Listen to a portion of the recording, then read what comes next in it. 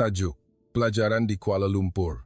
Ketika pewaris Firaun dimalukan oleh budi bahasa, saya pernah mentertawakan Malaysia di hadapan seluruh kelas. Tetapi hari ini, saya harus mengakui bahawa negara yang saya pandang rendah itu telah memalukan saya di hadapan nenek moyang saya sendiri. Di Kahirah, kami dibesarkan dengan kebanggaan bahawa kami adalah pewaris piramid dan Sungai Nil. Sejarah 5,000 tahun mengajar kami untuk percaya bahawa keagungan hanya wujud di Greece, Rome atau Istanbul. Manakala Malaysia, ia hanyalah destinasi pelancongan murah yang dipenuhi pelancong kulit putih, pantai, pusat urut, dan kesesakan lalu lintas tiada apa yang layak untuk anak cucu Firaun seperti kami. Pada Hari Guru kami mengumumkan bahawa lawatan sambil belajar tahun ini adalah ke Kuala Lumpur. Seluruh kelas ketawa terbahak-bahak, seolah-olah ia jenaka yang paling tidak masuk akal. Tiada siapa yang tahu bahawa bandar yang kami anggap tiada apa untuk dipelajari itu bakal memberikan kami pengajaran yang paling pedih, bahawa kekuatan sejati sesebuah bangsa tidak terletak pada sejarahnya yang agung, tetapi pada cara rakyatnya melayani satu sama lain dalam diam setiap hari. Apabila gelak tawa di dalam kelas mula reda, kesunyian yang menyusul terasa lebih berat daripada bunyi bising sebentar tadi. Cikgu Hasan berdiri membelakangi kami di hadapan papan hitam. Kapur di tangannya bergetar sedikit sebelum dia menggariskan perkataan Malaysia dengan jelas, seolah-olah sengaja mahu kami melihatnya dengan lebih teliti sekali lagi. Sudah habis ketawa, suaranya tenang, tetapi cukup untuk membuatkan seluruh kelas terdiam serta-merta. Ahmed, yang duduk di sebelah saya, menjadi orang pertama memecah kesunyian. "Cikgu, saya rasa mesti ada salah faham," katanya sambil mengangkat bahu. "Kita dilatih untuk menjadi pemimpin generasi baru Mesir. Pergi ke Rome, Athens, atau Istanbul, itu lebih munasabah. Tetapi Kuala Lumpur, bandar yang sesak dengan pelancong murah, apa yang boleh kita pelajari dari sana?" Ramai yang mengangguk setuju. Bisikan mula kedengaran lagi. Fatima di meja hadapan membuka majalah pelancongan berbahasa Perancis, menyelak ke halaman destinasi Asia dan menunjukkannya kepada rakan-rakan. "Ini, Malaysia. Pulau Pinang, Langkawi, Sabah. Pantainya memang cantik, tapi adakah kita akan menentukan masa depan kita dengan berbaring di tepi pantai?" Dia ketawa kecil. "Kita ini keturunan Firaun, bukan backpacker dari Eropah." Yusuf tidak ketawa. Dia hanya memandang tablet di tangannya. Angka-angka kos, masa perjalanan, dan peta perbandingan antara Eropah dan Asia tersusun rapi. Kos ke Eropah dan Kuala Lumpur tidak banyak beza, tetapi masa penerbangan lebih lama dan lebih meletihkan, katanya dengan nada dingin.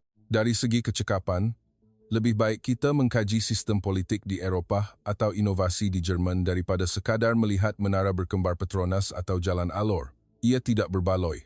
Saya mendengar semuanya dengan jantung yang berdegup lebih kencang daripada biasa. Saya akui, jauh di sudut hati, pemikiran saya tidak jauh berbeza. Malaysia dalam kepala saya ialah imej pantai, parti, pelancong mabuk, dan berita politik yang tidak menentu yang sering kami lihat di TV, bukan sebuah bilik darjah untuk masa depan. Hanya Laila yang duduk diam di tepi tingkap. Cahaya matahari pagi Kahirah menyinari buku notanya. Dia tidak ketawa, tidak membantah. Dia hanya merenung perkataan Malaysia di papan hitam dengan penuh pemikiran. Cikgu Hasan meletakkan kapur dan berpaling perlahan-lahan menghadap kami. "Kamu semua sudah habis bercakap? Sekarang giliran saya pula." Suaranya tidak kuat tetapi cukup tegas untuk membuatkan seluruh kelas senyap. "Kamu bangga dengan piramid, bukan? Dengan Sungai Nil, dengan Firaun, dengan sejarah 5,000 tahun?" Dia tersenyum sedikit di hujung bibirnya. "Saya juga bangga. Tetapi jangan lupa, orang yang asyik bercakap tentang masa lalu mungkin tidak punya apa-apa untuk diperkatakan pada masa depan." Dia berjalan perlahan di hadapan kelas, matanya meneliti kami satu persatu. "Malaysia yang kamu ketawakan hari ini adalah salah sebuah negara yang menerima jutaan pelancong dari seluruh dunia, menjaga jutaan rakyat yang berbeza agama setiap tahun, namun bandarnya masih mampu tersenyum, kedainya masih dibuka, laungan azan masih kedengaran, dan warga emas serta wanita muda masih boleh berjalan pulang lewat malam dengan selamat. Kamu hanya nampak pantai dan pusat beli belahnya, tetapi sudahkah kamu nampak hatinya?" Perkataan hati yang keluar dari mulut cikgu membuatkan sesuatu dalam dada saya tersentak. Kenapa Kuala Lumpur? Fatimah masih tidak mahu mengalah. Kenapa bukan Athens atau sekurang-kurangnya Paris? Cikgu Hasan berhenti di hadapan peta dunia yang tergantung di sudut bilik. Jarinya menyentuh Mesir, kemudian meluncur jauh ke Asia Tenggara. Kerana kamu terlalu kenal Eropah. Dari film, dari media sosial, dari iklan, jawabnya. Tetapi kamu langsung tidak kenal Asia, jiran benua kita. Kamu fikir mereka lebih miskin, lebih keliru, lebih ganas, berdasarkan berita. Jika kita mahu menjadi pemimpin generasi baru Mesir, kita mesti berani melihat dunia dari sudut yang tidak dilihat oleh kebanyakan orang. Dia berpaling semula ke arah perkataan Malaysia. Malaysia bukan sekadar pantai, bukan sekadar menara berkembar. Bukan sekadar imej kesesakan lalu lintas dalam berita antarabangsa, katanya perlahan. Ia adalah negara yang mempunyai dua konsep yang sangat penting, budi bahasa dan satu lagi, rasa segan. Rakyat di sana menggerakkan seluruh bandar mereka dengan dua perkataan ini. Saya mahu kamu pergi dan lihat sendiri dengan mata kepala kamu apa maknanya. Bunyi kerusi berkeriut perlahan datang dari sudut bilik. Laila bergerak, menulis sesuatu di dalam buku notanya. Saya tidak nampak dengan jelas apa yang ditulisnya, tetapi wajahnya yang tenang kini menunjukkan riak berfikir yang lebih mendalam berbanding orang lain. Ahmed masih merungut tentang bola sepak bertaraf dunia yang hanya ada di Eropah. Yusuf masih memandang angka-angka pada tabletnya dengan rasa kesal. Fatimah masih membayangkan pusat beli belah mewah di Dubai dan jalan-jalan beli belah di Paris. Tetapi bagi saya, imej Kuala Lumpur yang penuh dengan pelancong mabuk mula goyah apabila cikgu menyebut perkataan budi bahasa dan rasa segan. Kerana di bandar kami sendiri, Kaherah yang kami cintai, perkara seperti itu semakin sukar ditemui setiap hari. Perjalanan ini bukan ganjaran. Ia adalah ujian, kata Cikgu Hasan. Ujian untuk melihat sama ada kamu cukup berani untuk mengakui bahawa negara yang pernah kamu pandang rendah mungkin mempunyai sesuatu yang dilakukannya lebih baik daripada kita hari ini. Kalau kamu mau ketawa, ketawalah sepuas-puasnya sekarang. Kerana apabila kamu pulang nanti, hati kamu mungkin tidak akan berani lagi untuk ketawa dengan cara yang sama. Seluruh kelas senyap. Saya memandang perkataan Malaysia di papan hitam sekali lagi dan merasakan ia bukan lagi sekadar nama sebuah negara.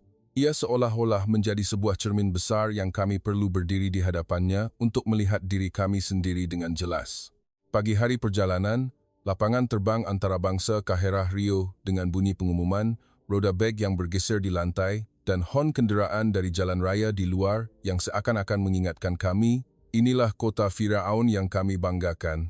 Saya memandang siling tinggi yang berdebu sambil berfikir sinis, dalam beberapa jam lagi, saya akan terbang ke sebuah negara yang pernah saya labelkan sebagai pelancongan murah dengan begitu mudah. Di kaunter daftar masuk, kekecohan menjadi lebih jelas. Keluarga Ahmed berada di sana. Malaysia? Betul ke ni? Ayahnya bersuara tegas. Kamu pemain bola sepak masa depan, kenapa nak buang masa berhari-hari tengok pusat beli belah dan orang mabuk? Kalau ke Eropah, ayah faham lagi. Ahmed kelihatan cuba menutup malu. Pergi makan nasi lemak lepas tu baliklah, ayah. Jangan risau. Tetapi saya nampak riak tidak puas hati dan tekanan di matanya. Di sebelahnya, Ibu Fatimah memeluk erat anaknya. Betul ke kamu nak pergi ni, sayang? Mak baca berita ramai orang, jalan sesak, banjir, makanan pedas pula tu.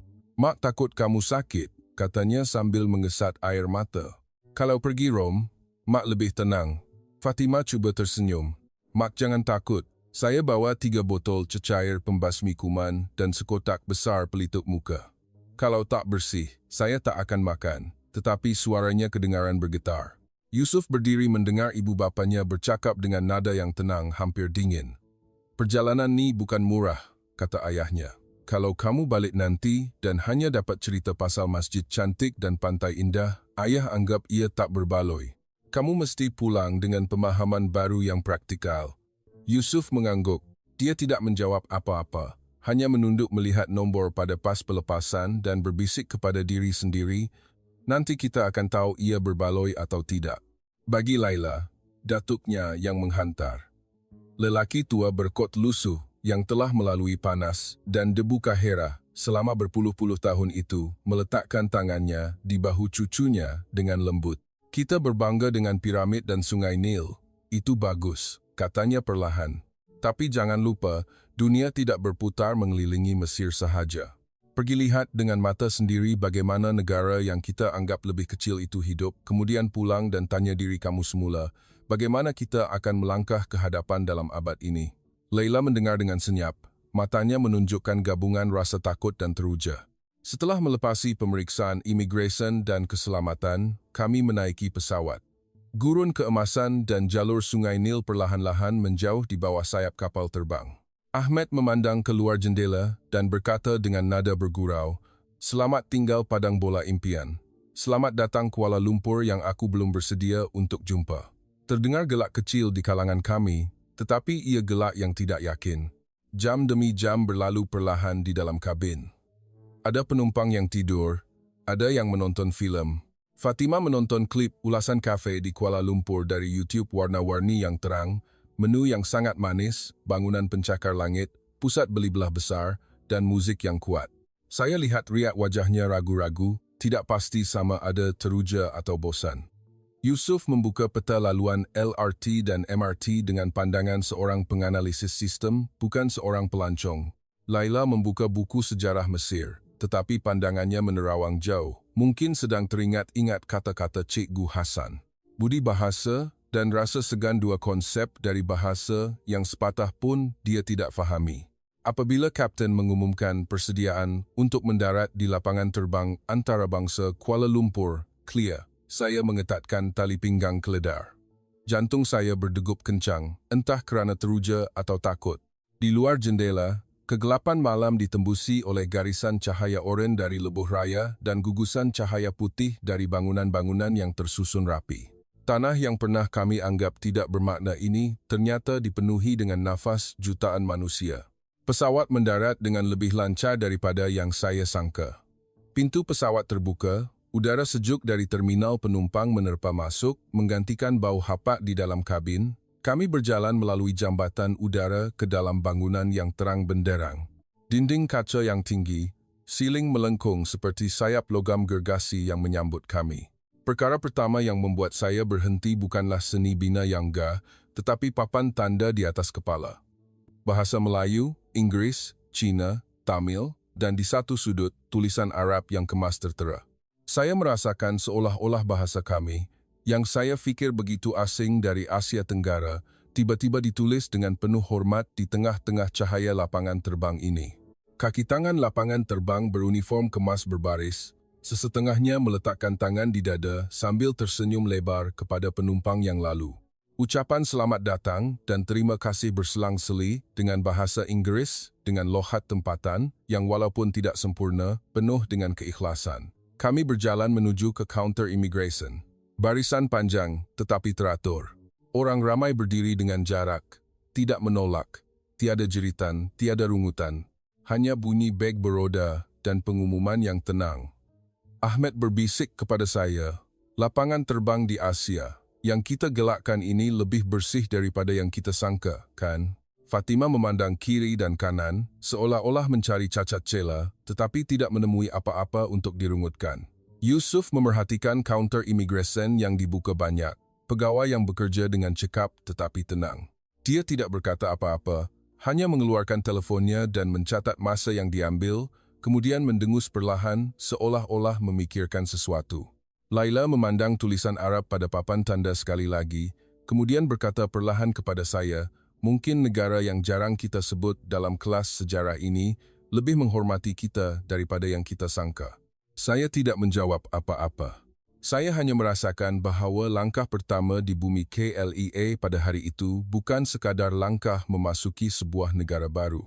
Ia adalah langkah pertama yang menyebabkan tembok keangkuhan di dalam hati kami retak sedikit tanpa kami sedari. Selepas melepasi imigresen, kami tiba di balai ketibaan yang luas dan terang. Cahaya putih memantul di lantai yang berkilat sehingga saya dapat melihat kasut saya dengan lebih jelas berbanding ketika di Kahirah.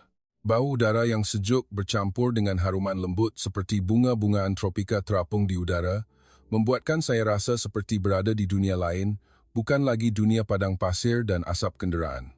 Baiklah semua, kita akan ke bandar menaiki kereta api dari lapangan terbang KLIA Express. Satu suara berbahasa Inggris yang jelas kedengaran dari belakang kami. Kami berpaling dan melihat seorang lelaki Malaysia berbadan sederhana memakai kemeja biru dan tag nama Zul, pemandu pelancong.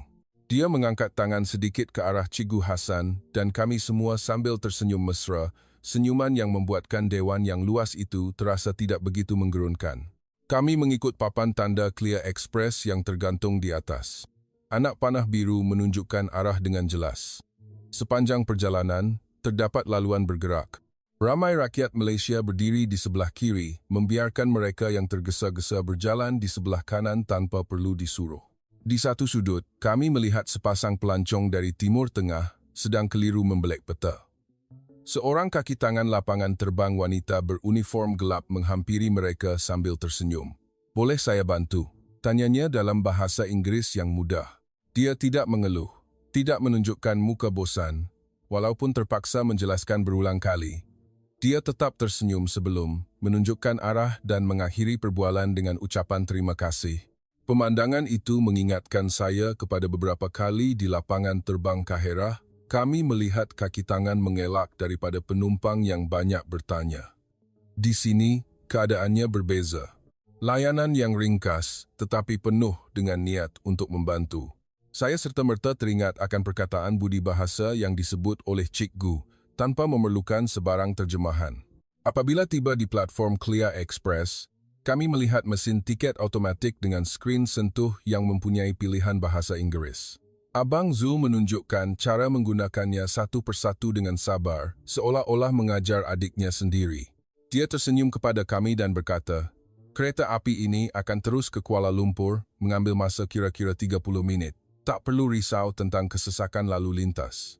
Inilah pintu gerbang pertama Kuala Lumpur yang saya mahu semua orang lihat, bahawa bandar kami bukan sekadar jalan sesak dan berita politik seperti yang selalu ditayangkan.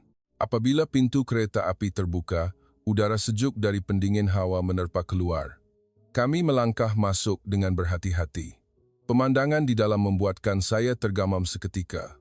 Gerabak kereta api itu bersih, hampir tiada habuk. Tempat duduk biru tersusun rapi, dengan ruang kosong di tengah untuk meletakkan bagasi. Tiang pemegang tersedia di sepanjang gerabak. Di atas, terdapat peta laluan yang mudah dibaca. Rakyat Malaysia yang naik terlebih dahulu tidak berebut tempat duduk. Mereka berdiri berbaris berdekatan pintu, memberi laluan kepada penumpang dengan beg besar untuk mencari ruang di dalam. Tiada jeritan, tiada tolakan. Hanya ucapan maafkan saya apabila terlanggar bahu. Tidak lama selepas kereta api bergerak, seorang pelajar lelaki bangun dari tempat duduknya dan tersenyum kepada seorang wanita hamil yang baru naik. "Silakan, Puan," katanya. Wanita itu mengangguk berterima kasih dan duduk dengan sopan. Fatima mencondongkan badannya dan berbisik kepada saya, "Di Kaherah, kalau saya tak berebut tempat duduk, saya pasti kena berdiri sampai ke destinasi." Saya mengangguk, tidak tahu mahu membalas apa. Abang Zul berpaling kepada kami dan bertanya perlahan, "Adik-adik tahu tak, sebahagian tempat duduk biru ini adalah tempat duduk keutamaan? Untuk orang tua, wanita hamil, dan ibu dengan anak kecil. Apabila kita nampak orang yang lebih memerlukan, kita bangun. Tak perlu polis paksa, cuma rasa segan pada mereka." Perkataan rasa segan itu membuatkan Yusuf mengangkat muka dari telefonnya. Dia memandang simbol orang tua, wanita hamil, dan ibu mendukung anak pada pelekat di tempat duduk itu, kemudian mencatat sesuatu di dalam buku nota kecil yang dibawanya. Di luar tingkap, cahaya matahari Kuala Lumpur semakin terik. Kawasan lapang dan gudang perlahan-lahan bertukar menjadi taman perumahan yang dipenuhi bumbung berwarna oranye, hijau, dan biru, tersusun rapi. Tiang elektrik membelah langit sebelum digantikan dengan bangunan tinggi, kondominium, landasan LRT, dan lebuh raya bertingkat yang kelihatan seperti garisan tapak tangan sebuah kota. Inikah bandar yang kami katakan tiada apa untuk dipelajari? Fikir saya dalam hati, apabila melihat bumbung masjid dengan kubah keemasan muncul di antara bangunan kaca moden. Di jalan raya di bawah, kenderaan tidak begitu banyak, tetapi teratur. Lampu isyarat berfungsi tepat pada masanya. Orang ramai melintas jalan mengikut lampu hijau, seolah-olah ritme mereka telah ditetapkan. Setibanya di stesen KL Sentral, Abang Zul memberitahu kami untuk bersedia turun bagi menukar ke tren LRT untuk ke pusat bandar. Apabila pintu terbuka, penumpang tidak berasak-asak keluar. Mereka yang di dalam memberi laluan kepada yang berhampiran pintu untuk keluar dahulu. Kemudian, barulah mereka yang menunggu di platform melangkah masuk dengan tertib. Saya berdiri di tengah-tengah platform yang tinggi, memandang landasan LRT yang merentasi bandar. Saya melihat Kuala Lumpur dari aras mata yang baru. Bukan lagi imej kesesakan lalu lintas dan protes di TV, tetapi sebuah bandar yang mempunyai sistemnya sendiri, ritmanya sendiri, dan caranya menjaga rakyatnya agar dapat bergerak bersama tanpa memijak satu sama lain. Ahmed memandang ke bawah dan melihat sebidang padang rumput kecil di antara bangunan. Ada 4,5 orang kanak-kanak Malaysia sedang bermain bola. Dia tersenyum tanpa sedar. Kalau kita dapat main bola di bandar yang orangnya faham maksud, rasa segan macam ni, permainan mesti lebih cantik, katanya perlahan, lebih kepada dirinya sendiri. Ketika angin panas dari jalan raya di bawah bertiup bertemu dengan udara sejuk dari pendingin hawa di platform, saya merasakan ada sesuatu di dalam hati saya yang mula berubah. Kuala Lumpur, yang pernah saya anggap hanya sebuah bandar pelancongan murah, kini mula menunjukkan wajahnya yang lebih serius. Sebuah bandar yang digerakkan oleh sistem kecil bernama budi bahasa dan rasa segan rakyat biasa. Dan saya mula faham sedikit demi sedikit bahawa ujian yang Cikgu Hasan sebutkan itu tidak bermula apabila kami melawat masjid atau menaiki bot di sungai, tetapi ia bermula sejak kami menjejakkan kaki di platform kereta api dari lapangan terbang menuju ke jantung kota ini. Saya fikir saya sudah bersedia untuk kesibukan ala Malaysia, sehinggalah pintu lift kaca dari stesen LRT terbuka terus ke laluan pejalan kaki Bukit Bintang pada petang Jumaat. Ketika itu, barulah saya sedar saya telah memandang rendah segalanya. Bunyi kenderaan dan hon panjang dari jalan raya di bawah bergabung dengan bunyi tren LRT yang tiba di platform. Bunyi iklan dari skrin LED gergasi bersaing dengan lagu dari butik pakaian. Papan tanda jualan berwarna merah terang terpantul di mata ratusan manusia yang sedang bersesak-sesak di laluan pejalan kaki yang sempit itu sehingga saya terasa sesak nafas. Rapatkan barisan, jangan berpecah. Sini ramai orang. Jerit Abang Zul. Cuba mengatasi bunyi bising kota. Tetapi, anehnya, saya tidak mendengar jeritan atau makian seperti yang biasa saya dengar di dataran Tahrir. Saya hanya mendengar bunyi tapak kasut dan ucapan maafkan saya yang perlahan apabila bahu terlanggar secara tidak sengaja. Saya memandang sekeliling.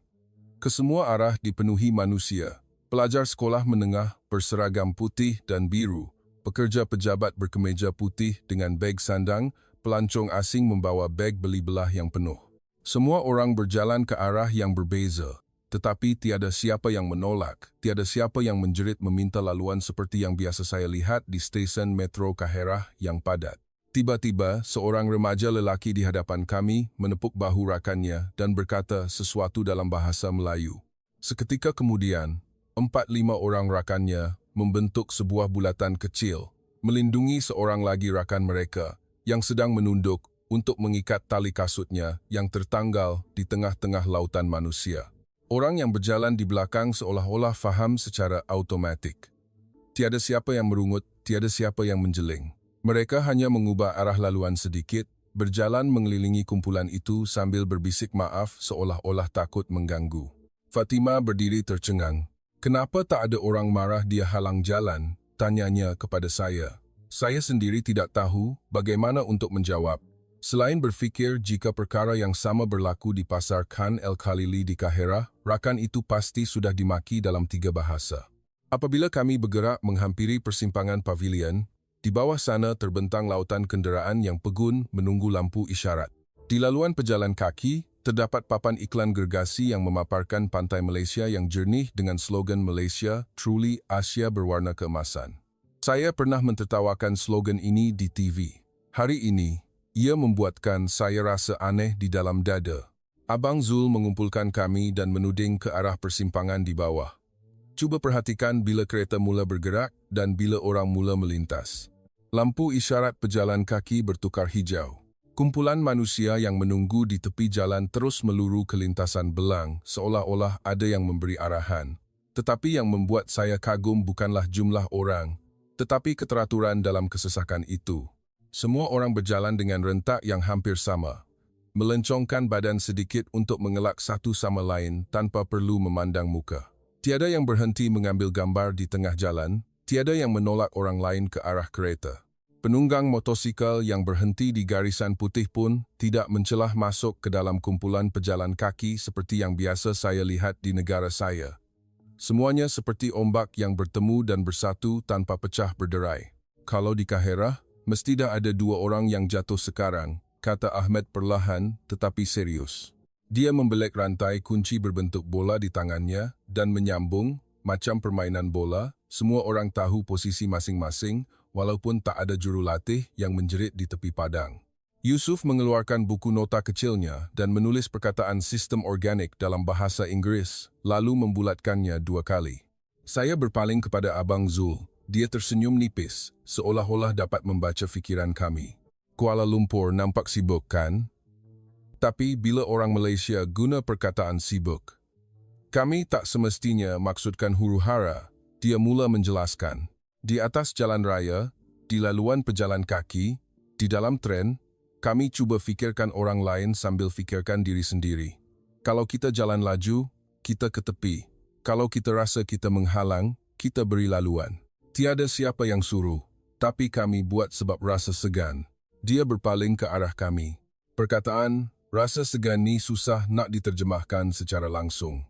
Tapi bagi orang Malaysia, ia bermaksud kita sedar bagaimana tindakan kita memberi kesan kepada orang lain dan kita memilih untuk melakukan perkara yang paling kurang menyusahkan hati mereka.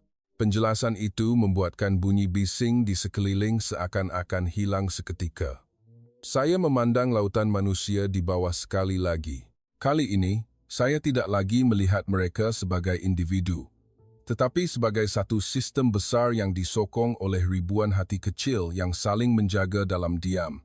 Fatimah, yang dahulunya hanya berminat pada rekaan bangunan dan jenama mewah, berkata perlahan, rekaan bandar yang sebenar mungkin bukan pada bangunan yang cantik atau pusat beli belah yang besar, tetapi pada rekaan yang membolehkan orang ramai berjalan melepasi satu sama lain tanpa merasa ruang mereka diceroboh.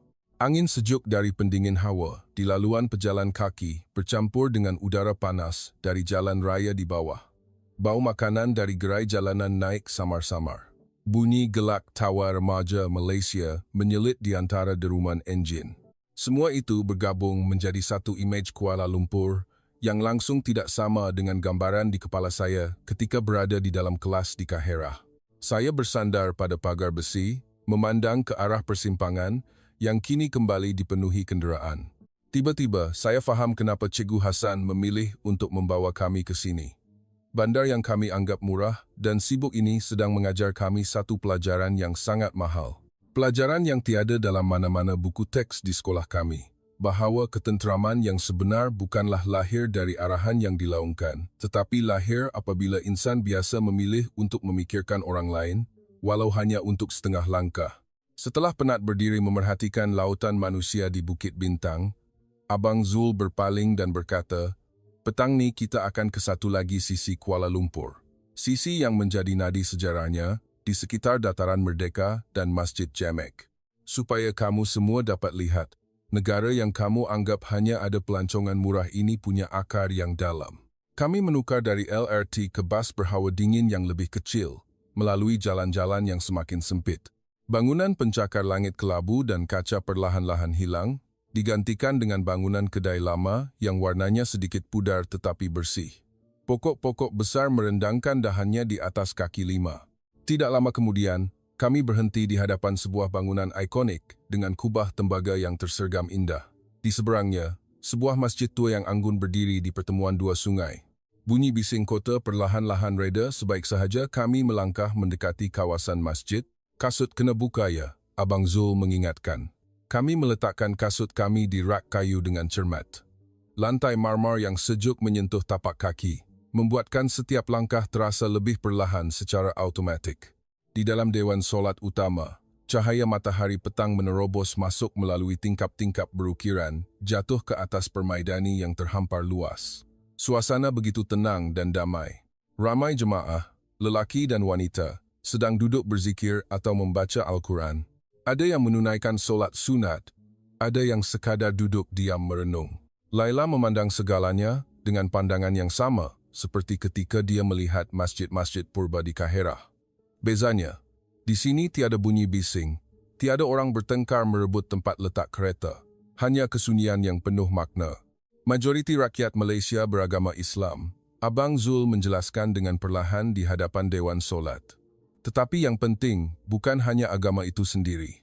Masjid adalah jantung komuniti, tempat untuk orang datang berfikir, bersyukur, memohon ampun dan melatih hati supaya menjadi lebih tenang. Dia menunjukkan seni bina masjid itu. Masjid ini dibina lebih 100 tahun yang lalu. Mungkin tidak setua piramid di Mesir, tetapi bagi kami, ia adalah kesinambungan sejarah kami. Sejarah tidak hanya terkurung di dalam museum, tetapi ia bernafas dalam kehidupan harian orang yang datang ke masjid setiap hari. Kata-kata itu membuatkan saya teringat akan masjid dan makam di negara kami, yang kebanyakannya telah menjadi tempat pelancong mengambil gambar berbanding tempat untuk warga kota benar-benar berhenti dan berfikir. Di sini, orang yang memakai pakaian pejabat, suri rumah, dan pelajar sekolah singgah untuk solat atau sekadar duduk diam beberapa minit sebelum berlalu pergi, seolah-olah agama dan kehidupan harian tidak pernah terpisah. Selepas keluar dari masjid, bunyi perut Ahmed mendahului pemikiran kami semua. Saya lapar. Abang Zul, kita mesti nak makan benda pelik kan? Abang Zul tersenyum. Tak pelik, cuma berbeza. Kita pergi makan di satu kedai makan Melayu yang popular berdekatan sini. Mungkin ia akan ubah persepsi kamu semua tentang makanan tepi jalan di Malaysia. Kedai yang kami tuju ialah sebuah restoran sederhana di Kampung Baru, tidak jauh dari pusat bandar. Di hadapan kedai, aroma rempah ratus dan kuah yang sedang mendidih menusuk hidung. Seorang wanita berusia, yang kami panggil Makcik, dengan senyuman mesra menyambut kami. Selamat datang, dari mana ni? Bahasa Inggrisnya tidak fasih, tetapi matanya penuh dengan keikhlasan. Apabila mengetahui kami dari Mesir, dia ketawa kecil. Oh, Mesir. Pakcik pernah ke sana masa transit pergi haji dulu. Dia suka cerita. Dia bertanya satu persatu, makan pedas boleh, nak daging ke ayam, dan mencatat pesanan kami dengan teliti. Bunyi sudip berlaga dengan kuali, bunyi kuah menggelegak, dan bau masakan yang lazat membuatkan restoran kecil itu terasa hidup. Apabila hidangan kami sampai nasi lemak panas dengan sambal, ayam goreng berempah, dan telur mata aromanya begitu menyelerakan. Saya mengambil suapan pertama, rasa pedas, manis, masin, dan lemak santan bergabung dengan sempurna. Ia ringkas, tetapi ia asli. Sempurna. Tiada yang lebih, tiada yang kurang, kata Yusuf perlahan, seolah-olah sedang menganalisis satu formula. Setelah pinggan terakhir licin, Ahmed mengeluarkan wang untuk memberi tip yang agak banyak. Makanan sedap, layanan baik, katanya. Tetapi makcik itu segera menolak dengan senyuman lebar. Tak apa, tak perlu. Adik-adik suka makanan kami, itu dah cukup gembira. Harga dalam bil dah cukup, kami layan ikhlas, bukan sebab nak tip. Fatima, yang baru hendak meletakkan not wang, terhenti. Tapi di negara kami, kalau tak bagi tip, muka pelayan akan jadi masam, bisiknya lebih kepada diri sendiri. Makcik itu ketawa kecil. Orang Malaysia suka budi bahasa. Kadang-kadang, bila kita tak menekan harga dan tak ambil kesempatan ke atas orang yang datang dari jauh, itu pun satu bentuk budi bahasa juga. Adik-adik datang dari jauh dan berani cuba makanan kami, itu pun kami dah sangat hargai. Perkataan budi bahasa yang saya dengar sepanjang hari, tiba-tiba mempunyai rasa di dalam mulut saya. Rasa sambal nasi lemak itulah. Ketika berjalan keluar dari kedai, cahaya senja menerangi menara-menara masjid di kejauhan.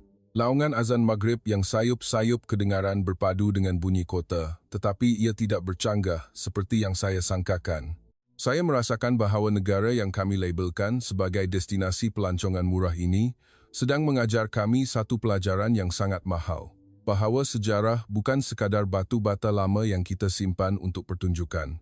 Ia adalah cara satu generasi menghulurkan budi bahasa kepada generasi seterusnya melalui sepinggan nasi lemak panas. melalui senyuman yang menolak tip, dan melalui layanan yang membuatkan orang asing dari Canberra merasa tidak terlalu jauh dari rumah. Pagi terakhir di Clear, segalanya terasa lebih senyap berbanding semasa kami tiba, walaupun bunyi pengumuman dan roda beg masih sama. Perbezaannya bukan pada bandar itu, tetapi pada hati kami. Saya duduk memandang sebuah pesawat Malaysia Airlines yang terparkir di kejauhan, teringat kembali hari pertama di laluan pejalan kaki Bukit Bintang, gelak tawa di kedai makan Makcik, dan cahaya lampu kota yang gilang gemilang. Semua imej itu bertindih sehingga sukar untuk membezakan mana satu pelancongan dan mana satu pelajaran hidup. Apabila kami kembali ke bilik darjah di Canberra, peta dunia di dinding masih sama. Mesir masih di tempatnya, dan Malaysia masih sebuah negara kecil di Asia Tenggara. Tetapi bagi kami, titik kecil itu bukan lagi sebuah destinasi pelancongan murah.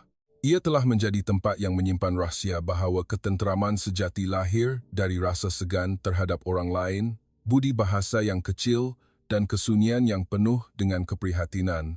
Ahmed mula bercakap tentang bola sepak dengan pandangan yang lebih lembut. Fatima membuka buku lakaran reka bentuk yang lebih menekankan kemudahan untuk orang ramai hidup bersama berbanding kemewahan. Yusuf mengeluarkan buku notanya yang tertulis sistem yang dibina dari hati dan menelitinya setiap hari. Manakala saya mula membuka buku sejarah Malaysia seiring dengan sejarah Mesir kerana saya ingin tahu bagaimana setiap bangsa memilih untuk setia pada ingatan mereka dengan cara yang berbeza. Pada akhirnya, perjalanan ini bukan sahaja membuat kami jatuh cinta dengan Kuala Lumpur. Ia membuatkan kami berani untuk mempersoalkan prasangka kami sendiri dan percaya pada kekuatan kebaikan yang diam-diam yang tidak dirakam oleh sesiapa. Dan anda pula, pernahkah ada negara yang anda pandang rendah hanya dari berita beberapa minit atau klip pendek di media sosial? Jika ya, mungkin cerita sebenarnya jauh lebih rumit. Jika anda ingin mendengar lebih banyak cerita seperti ini, cerita yang membawa kita keluar dari prasangka dan kembali mencintai kebaikan biasa dalam diri manusia.